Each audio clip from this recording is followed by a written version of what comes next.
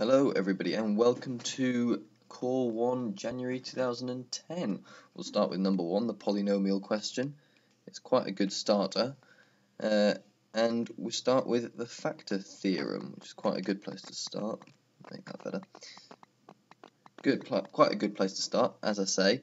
It's quite an easy question because it is just a methodical system of putting a number in and then it's algebra after that.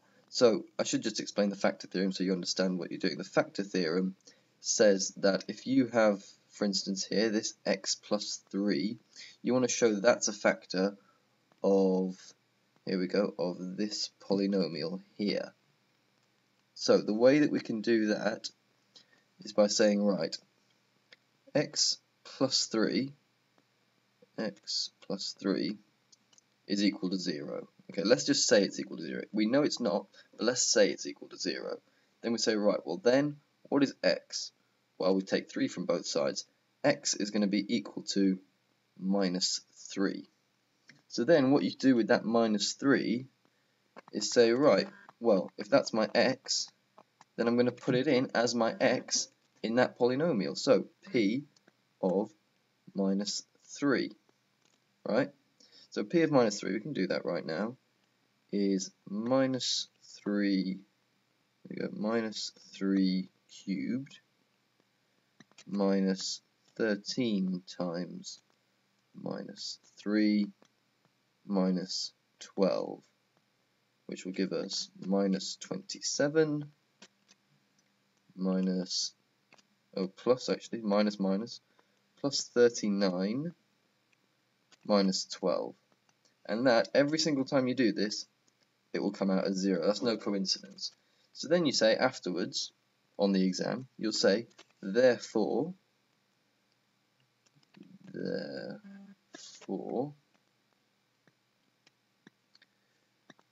x plus 3, here we go, x plus 3 is a factor.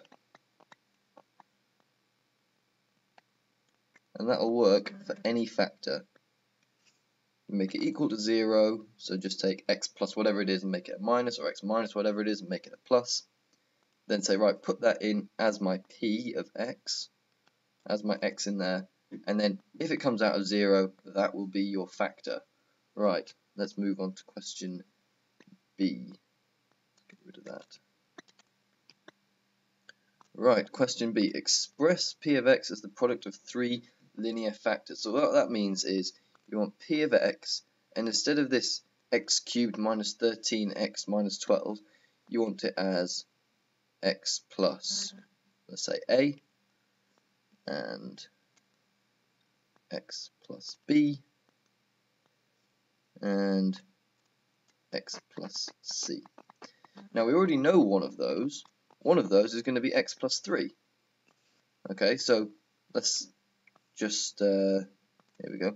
Let's say that this one here, c, let's say that that is going to be x plus 3. So c is going to be 3 there.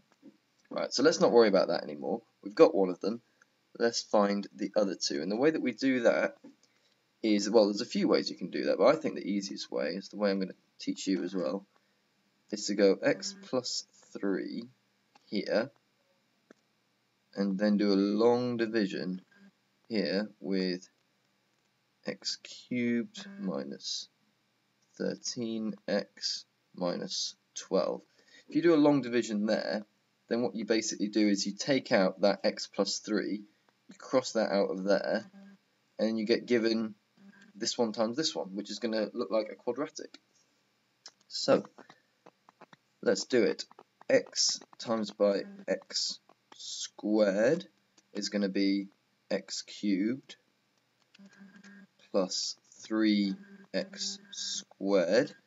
Now, I hope you know the reason why I said this is x squared here, the reason why I chose that is because you need to get something that takes that and matches it with this. This times this has to equal, let me get another colour. This x times by x squared has to equal x cubed. So that's why you pick x squared for that. Then you say, right, this one here, up here, take away this one we've just made. take away, so I'm gonna run out of space here. Let's go down a bit. Right. So x cubed take away x cubed is nothing. Nothing take away 3x squared is minus 3x squared. Minus 13x minus nothing is minus 13x. Minus 13x. Minus 12 minus nothing is minus 12. So, next one. Well, sorry. Excuse me. Right.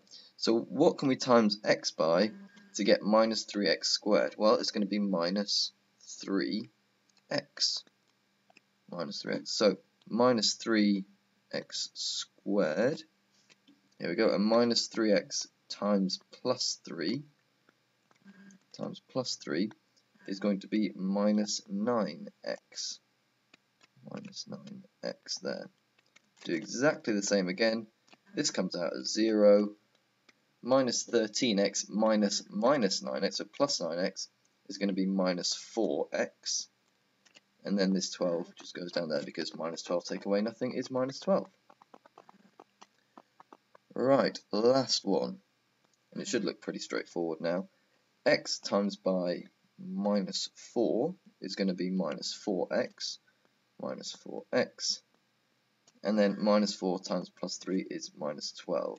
So that will then cancel out as 0. And that's no coincidence. It should always cancel out as 0. If you haven't cancelled out as 0, something's gone wrong. So let's go back up here then. Right. Let's go back up here. We've got x squared minus 3x minus 4. That is exactly the same as x plus a and x plus b. So when you times this quadratic times by x plus 3, you get our p of x. So in order to get it into x plus a and x plus b, it's just a quadratic. We just do what we always do with a quadratic. So you say x minus 4 and x plus 1. X plus 1. Right, and then we have our three factors. Let me write it down a little bit neater somewhere. Here we go, look. Let's get rid of that. Right, so then we can say p of x. We've got the question says actually, should look at this, express p of x as a product of three linear factors. So we have to actually do what the question says, express it. So p of x,